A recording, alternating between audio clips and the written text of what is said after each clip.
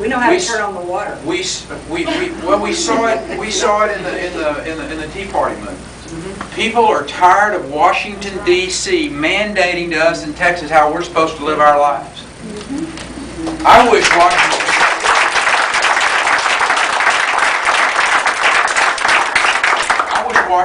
Washington D.C. would just read the United States Constitution.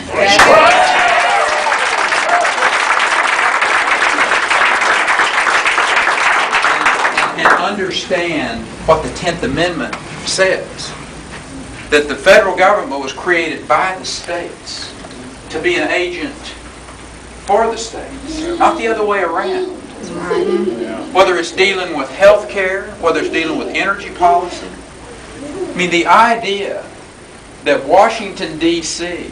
is trying to have a debate and pass legislation to tell us how to deliver health care is really scary to me.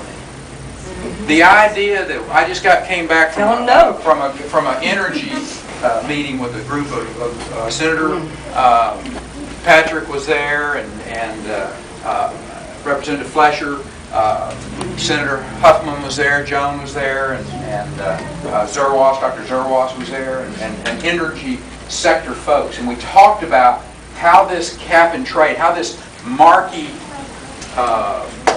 Waxman bill would impact our country, but in particular Texas. This would be devastating. Houston, Texas would be devastated because of the refinery and the petrochemical industry that's here. I mean, if this administration and this Congress has its way, I am very, very fearful for the future of this country, economically and otherwise. And I just think the Tea Parties were a great glimpse into what Americans are thinking right now. That they're telling Washington not only no, but yeah, no. It is a powerful message that's being sent across this country.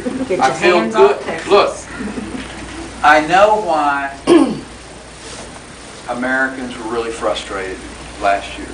As we went through this election cycle, there's a reason that Obama is in the White House and Democrats are in control in Washington, D.C.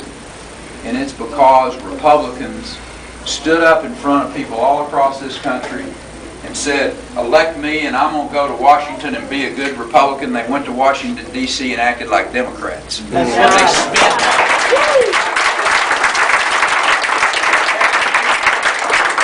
appropriately kicked them out. They said, you know what? We don't want a counterfeit. If we want a bunch of spenders, we'll just have Democrats up here. That's why I think Texas is different and why Texas will lead this country out of this recession.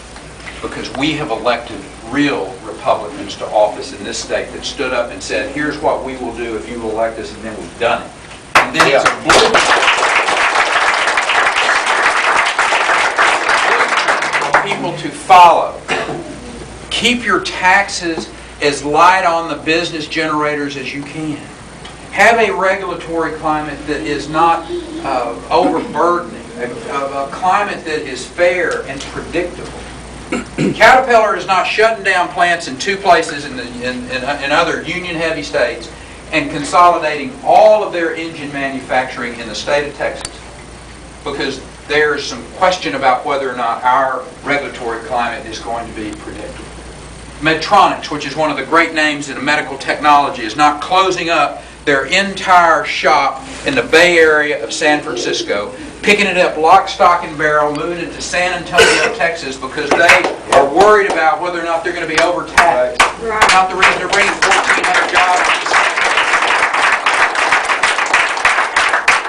Toyota is not closing the last automobile manufacturing facility in California and moving that pickup line to San Antonio, Texas, because they're worried about whether they're going to be oversued.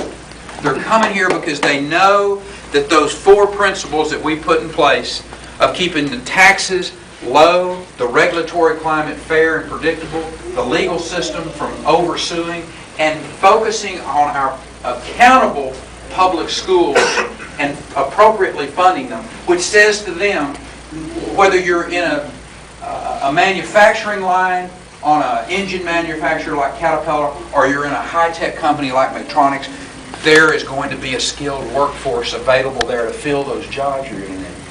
That's the 4 things. That's a simple theory of governing. You got to be courageous to put them in place. But let me tell you, that's what our members of the legislature, by and large, have done over the last 6 years. You know, we've working together. We've created a dynamo that I will suggest to you every state would like to have that product. But you got to be courageous. You got to be willing to stand up and fade the heat. I mean, I remember in 2003, I think the local newspaper here wasn't real crazy about some of the things that we said about we're going to cut $10 billion. Matter of fact, I think, and I can stand to be corrected, but one of the major newspapers called for a personal income tax.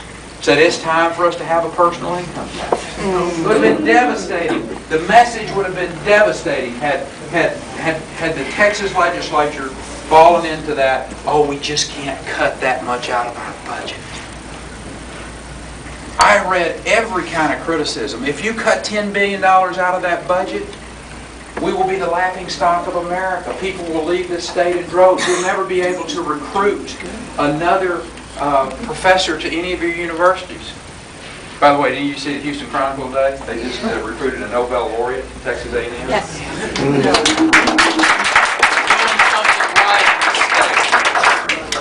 People are coming here.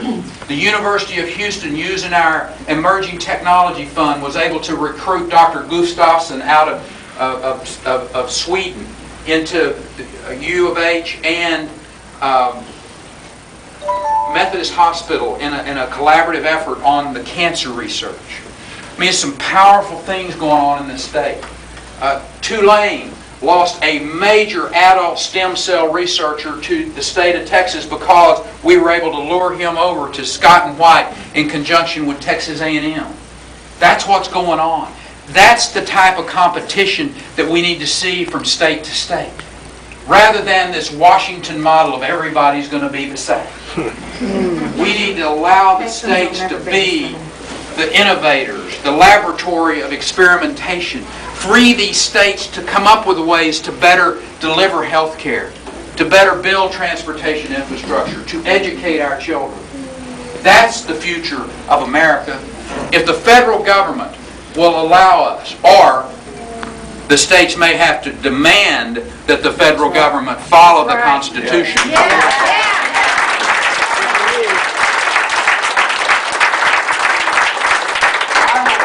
I can be a part of a wave of governors, new governors that will be elected this fall. We're leading in New Jersey and Virginia, in states that are held by Democrats today. 36 governorships are going to be up in 2010.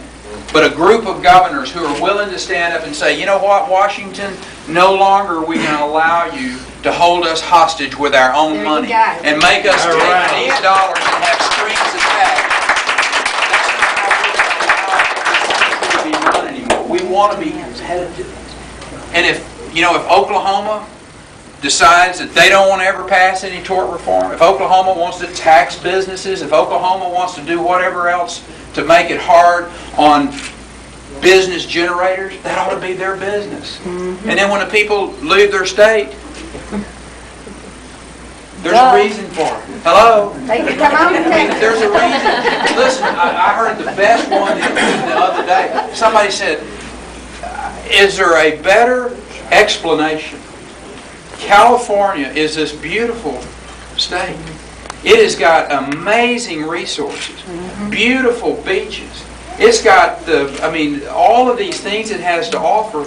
And the politicians out there have ruined that state to the point that people are leaving what historically was paradise in America, going somewhere else.